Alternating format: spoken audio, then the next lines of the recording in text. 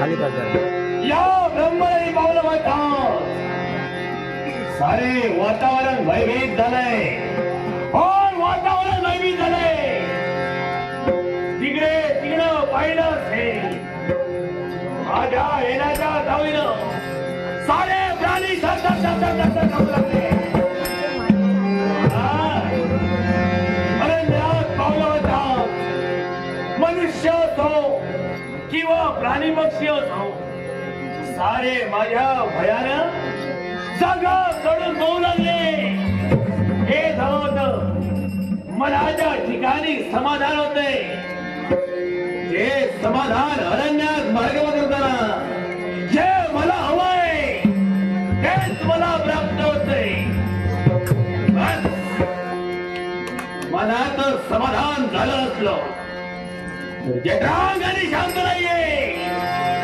एक सारखी भुकेली हाक जप्त होते.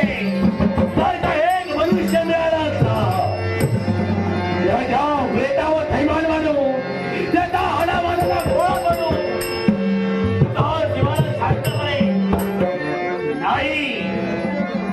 या मार्गानं एकही मनुष्य जात नाही. एकही प्राणी जात नाहीये.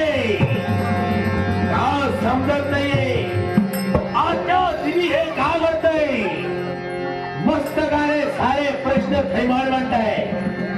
असा कोणता काळ आलाय काय झालंय जे करून कोणी या मार्गाने जात नाहीये.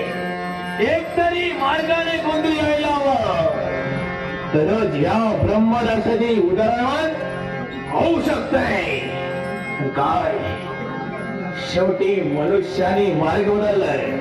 होय मनुष्याने मार्ग बदललाय. अरे मनुष्यानो जरी या मार्गातून तुम्ही जात नसला दुसरा मार्ग लागला असला तरी तुम्हाला मारून टाकणार. जिवंत सोडणार नाहीये. तो पर्यंत नदीचा खोट घेत नाहीये.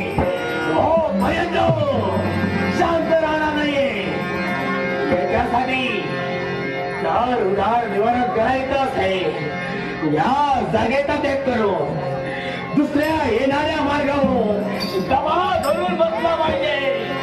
तरच कोणतरी भक्ष्य मिळू शकतो.